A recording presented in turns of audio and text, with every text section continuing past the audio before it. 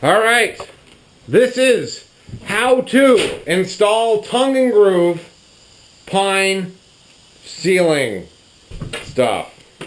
So I looked for a video that would show me how to do tongue and groove pine ceiling, and you know, there were a few videos on, hey look, I'm doing a tongue and groove pine ceiling, and hey look, we're having somebody put up a tongue and groove pine ceiling, and hey look, it's a tongue and groove pine ceiling.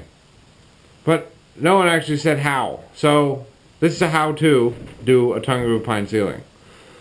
First thing you want to do is get a bunch of tongue and groove. Now I chose to get tongue and groove selects, or no, not selects, the junkiest tongue and groove you can get. It's got knot holes, it's got ripped off tongues, and you know, broken grooves, and it's really a mess. So what I did is I brought all that junky lumber up here. I cut out all the knots on my saw and basically got a pile of usable pieces. They're all varying lengths, and I have them stacked accordingly so that I can easily grab them. Mine came in 16s, 14s, 12s, 10s, and 8s. And you want to get your lumber near the project so that it's ready to use. Also, what I chose to do is put the tongue and groove on the wall first.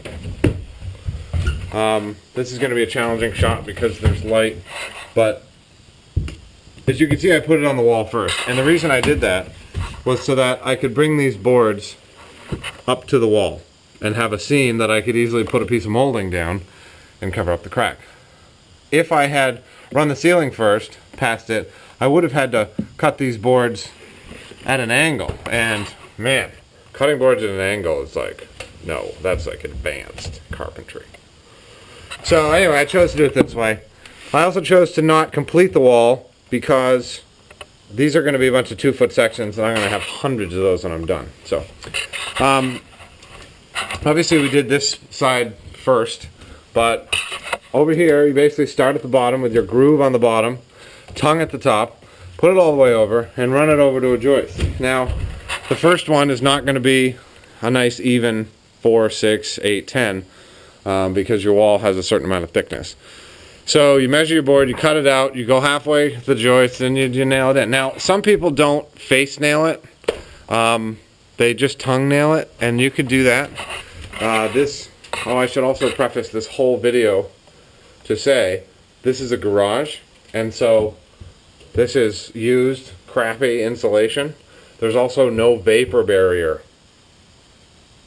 And I'm going to say that because I'm not actually sure if you're supposed to put a vapor barrier on a ceiling or not. I've heard that you shouldn't. I've heard that you should. I really don't know. But I just want to mention, just so you know, think about a vapor barrier in your situation. So this is how to install tongue and groove 1x8 pine ceiling. Take your board, groove side towards the other tongue, jam it down so that your seam is nice and tight. Take it back out. Make sure there's no insulation in the way. Put it back up. Line it up. Put it down. If it doesn't fit, jam it with your hand and draw a nail. Now, sometimes you can just tongue nail it like this. That way, get a close up of that. That way, there's no nails showing. Now, the tongue of the next one will hold the bottom, and this nail will hold it in the top. So that's a nice way to do it if you don't want to see the nails. This is a garage. I don't care about the nails. I'll go through with wood putty and fill them later. And then you start your next row and you make sure it doesn't land on this seam. What I've been trying to do is keep it from landing on this seam or this seam. Kind of keep the gaps 2 away. So now we're going to do another course. So basically, you lay out one board, and then you get another board, and you keep going all the way down to the other end. And then we chose to come back from that end so that all our tools and the nail gun and what we're working with was all down at that end. So then we came back. The only thing you need to remember is don't let any seams line up on the same joist. So pick a different number, you know, than the board you ended with, and then come back and don't have any seams line up. What we did over here was we tried to make sure that there were no seams that were one board away. You know, we tried to keep the seams 2 boards away in most cases. The only thing I don't like about this side is that in the middle we used a 4-footer right there. I really don't like the look of 4-footers, so might want to try to avoid that. Lighting cans, if you have any of those, what I did is I put the board up and then I beat it against the ceiling, and the lighting can would make a circular mark in the back of the board. And then I bring the board back down and I'd find some sort of circular item that was roughly the same size, such as a paint can, and I would set it on the mark, draw a line around, and then use my jigsaw to cut it out. I would cut the hole probably 1/2 inch too large, so I didn't have to mess with it, because lighting can shrouds are generally plenty of play.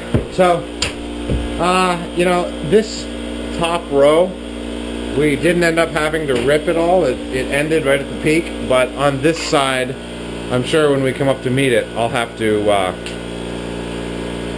rip it. So on your last course, you might need to rip it.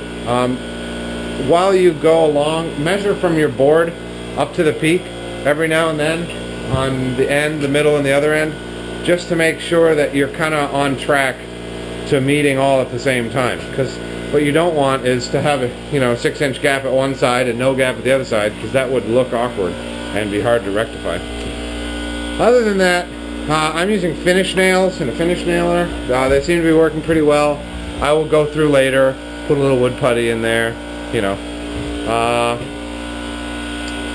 Yeah, I think that's pretty much it. Good luck.